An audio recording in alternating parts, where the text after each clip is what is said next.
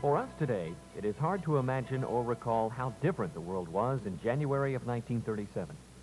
The incredible changes that have occurred over the past 50 years have had a staggering effect on our nation, our city, and our everyday lives.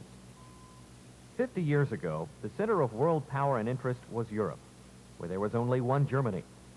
On the maps of Africa, Asia, and the Middle East, there were no countries called Tanzania or Zaire, or the People's Republic of China, or Vietnam, or Israel. America then had no Pentagon. The United States Army numbered 438,000 men, which placed it 21st, behind, among others, the armies of Argentina and Switzerland. Our everyday vocabulary did not contain such words as automation or antibiotics, ecosystem, nursing home, zip code, or jet lag. 1936 was the year when Franklin Delano Roosevelt, speaking at the Democratic National Convention in Philadelphia, told the country, "This generation of Americans has a rendezvous with destiny." It had been a year of ominous headlines. Hitler marched unopposed into the Rhineland. Spain erupted in civil war. The Italian dictator Mussolini crushed Ethiopia, while his son Vittorio crowed that bombing Ethiopian cavalry was exceptionally good fun. With the country in the grip of the Great Depression, 9 million people were out of work. Nearly 40% of American families had annual incomes of less than $1,000. The situation in Louisville closely reflected the condition of the rest of the country. The new year gave youthful Mayor Neville Miller, shown here throwing out the first pitch of the 1935 season, little cause for optimism. January of 1937 was to bring with it the most devastating flood in the history of the city. Louisville had experienced other floods, such as the one in 1884, shown here in a rare photograph taken at Broadway east of Shelby. Previous high water marks are clearly seen on this house on 9th Street. 1884, 46.7 feet. 1913, 44.9 feet. 1883, 43.8 feet. But the flood of 37 would be like nothing the city had seen before.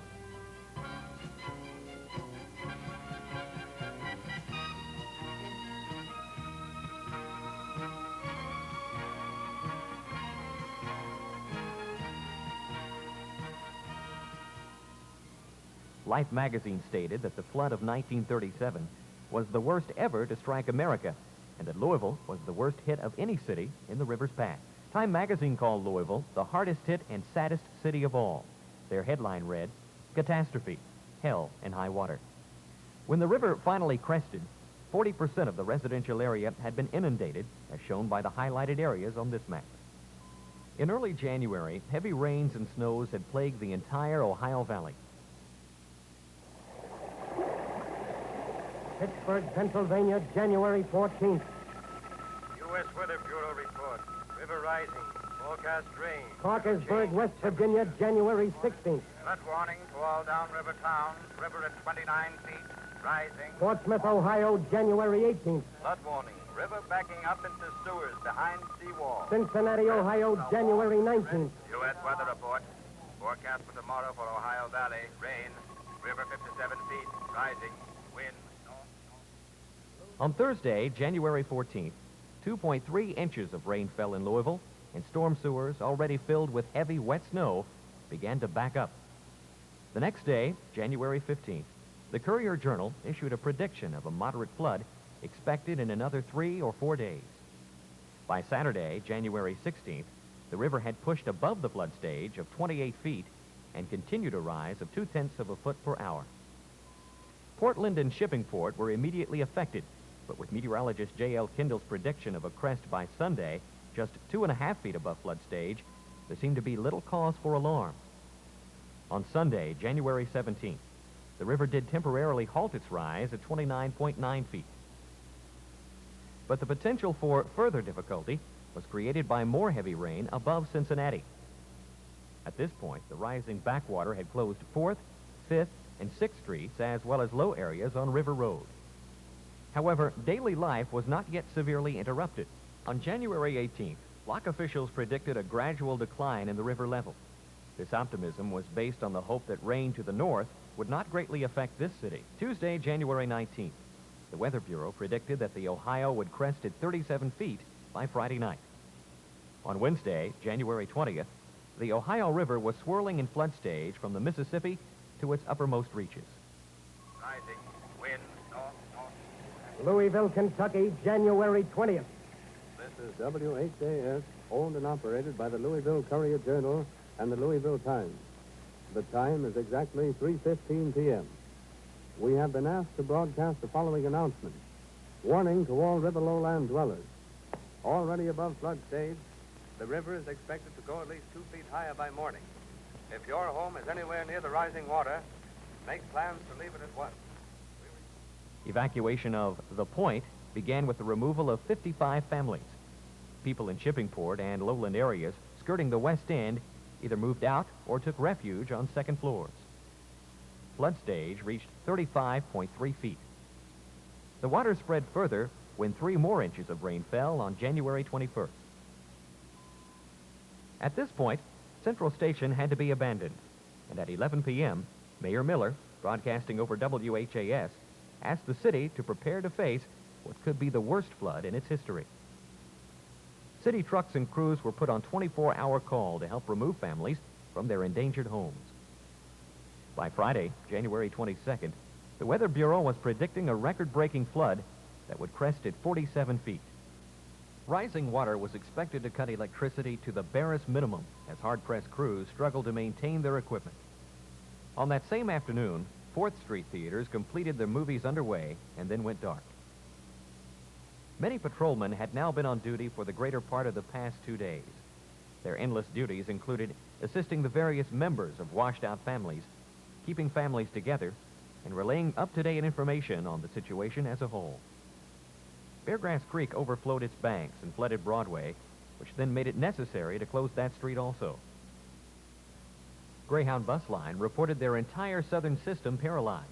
Limited streetcar service became hazardous at best. Railroad service was disrupted as tracks and depots became flooded. The demand for water pumps exhausted the local supply. Batteries and oil lamps became as scarce as the water pumps. Air traffic fell to a minimum at Bowman Field, where the ground was too wet to support heavy aircraft, and visibility was poor. At this time, Dr. Hugh Lavelle, the city director of health, announced the opening of typhoid clinics.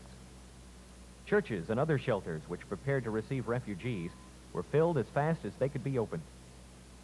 Saturday, January 23rd, the official gauge at 26th Street registered the water level at 47 feet, and Louisville was gradually being cut off from communication with the rest of the nation. The only highway remaining open was Lexington Road, which was so covered with sleet that it was passable only to larger vehicles. A few buses continued to run, and there was still a limited train service. All gasoline stations were closed in an effort to forestall a shortage. By Sunday, January 24th, Kentucky was in the grip of the most devastating flood in the history of the state. As another 3.1 inches of rain fell, the West End began to present the gravest rescue problem ever faced by the city. Before it was over, 200,000 would be forced to flee their homes. Everyday life was stripped to the bare necessities. With failure of the water systems, some unusual arrangements became necessary. Privies were constructed over sewer manholes in the highlands where many refugees had fled. The availability of water was restricted to a few hours each day. Police were ordered to shoot to kill any looters who might be found in the flooded area. A weary corps of oarsmen in every available boat rescued marooned families at the rate of 100 persons an hour. West End relief depots were continually being moved as each was drowned out and its usefulness obliterated. At 6 a.m., WHAS began to broadcast a communications link that was unparalleled in the history of the city. 2-man relay teams began communicating information and requests for assistance that would last for an unbelievable 188.5 hours of ceaseless broadcasting. Here, Foster Brooks, on the pole, and chief announcer Pete Monroe broadcast from 4th and Main with remote equipment borrowed from WFIL in Philadelphia. These broadcasts were vital to keep the city informed of the flood's relentless progress. As Time magazine reported, the U.S. had a front row seat on the Great Flood because of Louisville station WHAS. Attention, arrangements have been made for radio station WSM in Nashville to broadcast our flood bulletins when power fails. All relief trucks and boats please tune in to WSM on 650 kilocycles when you can no longer hear WHAS's signal. Oh, here comes Joe Wheeler with the bulletin. Come on in. The radio stations and ham radio operators, like this one, using his car battery for power, kept up the vital communications link, and the call, "Send a boat," was broadcast countless times. Send a boat to 1415 South 3rd for 4 persons. A boat to 1415. 14 people marooned on 2nd floor. Water rising. Urgent. Send boat to 672 South. Send a boat to 107 East Caldwell at once.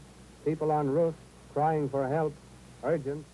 The water still continued to rise to an expected crest of 52 feet. At midnight, the Riverside Electric Plant failed, the Shippingport Island Station and others having already shut down, and the city was plunged into darkness. All relief trucks and boats, attention. Although we are still on the air, our power may go off at any minute. The lights here in the studio are flickering, and it doesn't look as though we can stay on the air much longer. When you cannot get our signals, tune to WSM at 650 kilocycles. WSM is now carrying...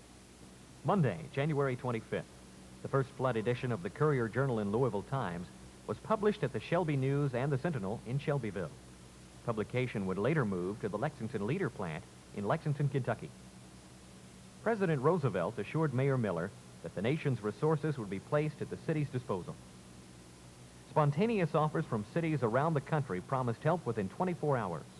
Among the various forms of assistance received were cots and blankets, which arrived from Pittsburgh, and a corps of 100 carpenters that was organized at Norris Dam.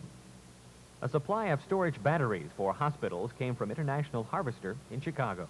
City Hall, heart of relief activities, was protected from rising water by a sandbag barricade. The courthouse was filled with refugees, and facilities at the armory were overtaxed. Refugees were housed in every available space. Even the city's jail was used. Hotels packed 5 and 6 persons to a room as both rescue workers and refugees became marooned in the downtown area. The construction of pontoon bridges began in an effort to connect the many islands within the city to higher ground. Nighttime streets were dark. Every little sound, even the incessant dripping of water, was amplified and echoed through deserted buildings. The War Department granted Governor Chandler's request for troops. Martial law was declared, and large tent cities were raised to shelter the homeless. The night of January 26th, the river was continuing to climb to a height of 56.6 feet. Mayor Miller made an emergency radio cast to the nation, imploring help from around the country, especially for police assistance. Rather than turn the city over to military control and remove all civil rights, the mayor implored the leaders of other cities to send police forces to Louisville. Mayor Miller painted this picture for the nation. The people of Louisville are experiencing the worst disaster in their history, in a flood without parallel in the U.S. At present, health conditions are in hand, but there is a constant danger of disease and epidemic.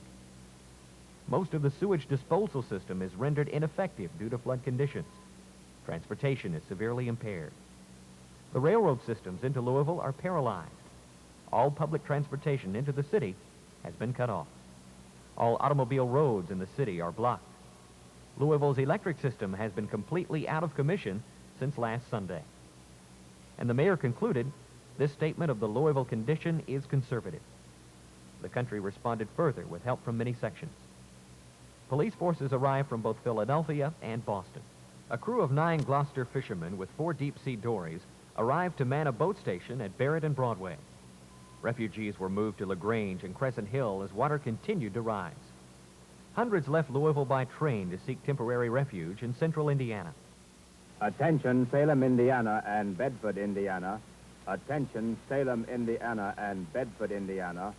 A train with 500 flood refugees is leaving Louisville. Telephone service was crumbling. Gasoline was for relief use only.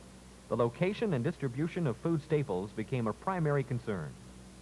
What little remained of downtown Louisville that was not underwater was crowded with people, and threat of fire was a constant menace. A mass grave was readied at Cave Hill just in case. On Wednesday, January 27th, the river reached a height of 57.1 feet.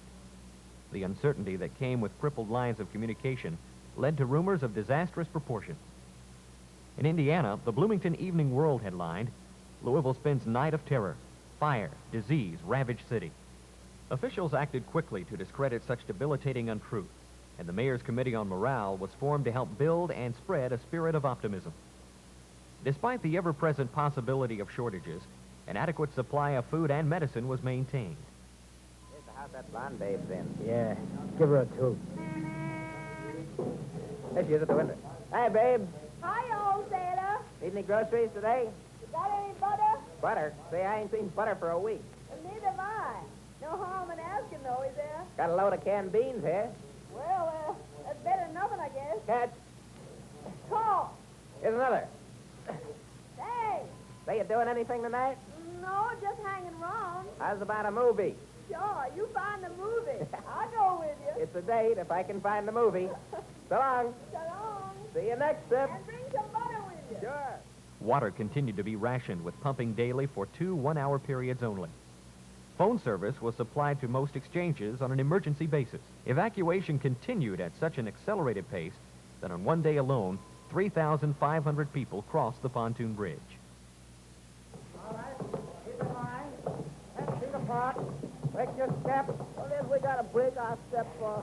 This here bridge is 3/4 of a mile long, and if a lot of you folks don't start marching over it in step, you're liable to shake it to pieces. Why don't you all build it better in the first? Get along, Slowpoke. The United States Army built this bridge on empty whiskey barrels in 36 hours, and it's keeping your feet dry and getting you out of the flood.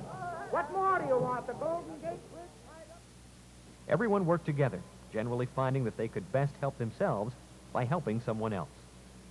Finally, on January 28th, the water fell 1/10 of 1 foot. The beleaguered Weather Bureau refused to say that the crest had been reached, but as the following days were to prove, the height of the flood had indeed passed, and the water had begun to recede. The water level fell so slowly that 3 days later, on January 31st, water was still deep enough for a bellhop to catch a fish on the first floor of the Brown Hotel. As the river returned slowly to its banks, emphasis shifted from rescue to restoration and resumption. The rescue and relief work, which 1/3 of Louisville had performed for the other 2/3, was remarkable, but the dirty job of cleaning up and returning the city to normal remained to be done. The population was so scattered that an official list was published daily, giving the whereabouts of refugees. Attention, the mother whose child was stolen from her arms when boat capsized at 34th and Broadway. Your baby is safe at 412 Pennsylvania Avenue. Repeating, the mother whose child was stolen from her arms. The West End had to be quarantined until sanitary conditions could be approved by the Department of Health, and inoculation certificates were required for readmittance to the area. As limited bus service was resumed, people began to drift back toward downtown. There, pumps chugged away on alleys and sidewalks. The ebbing water left a city covered with thick mud, melted paper, scraps of wood, and debris. To already tired and depleted workers, the job of cleanup and repair loomed as an overwhelming one. Some streets had caved in under the pressure, and scores of buildings were washed off their foundations. The burden of relief and welfare was at this point shifted to the Red Cross, which distributed the food, clothing, and bedding that poured into the city. Record-breaking sales on cosmetics were reported as people again were able to obtain some of the luxuries they had been forced to do without. On February 1st, the WHAS continuous broadcasts were ended. WHAS has been broadcasting continuously for 188.5 hours. Good night.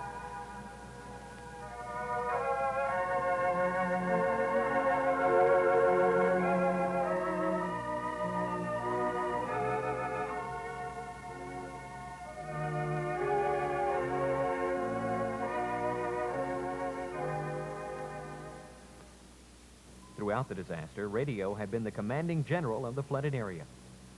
Without radio, the safe evacuation of so many thousands could not possibly have been accomplished. Did it, San Francisco did it, now watch Louisville. The people began to dig their way out. Damage to both public and private property was staggering. Some streets and buildings had to be completely rebuilt, with broken water lines and cave-ins having to be repaired first.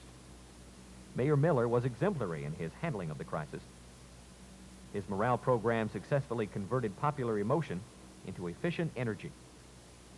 It was well into April and May before many could move from temporary quarters back to their homes. But the job was done in time to present astonished Derby Day visitors with a completely restored and well-scrubbed Louisville.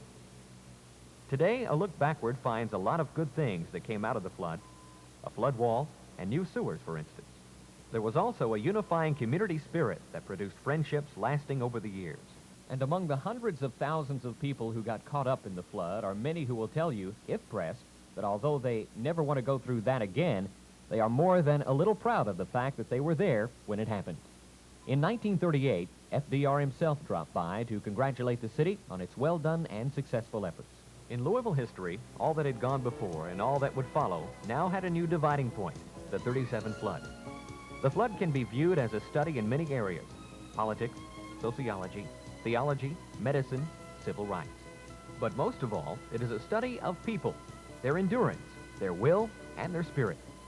A different city emerged from that crisis, a city that continues to grow and develop, and that still today reaffirms the positive human spirit so fully demonstrated during the flood of 1937.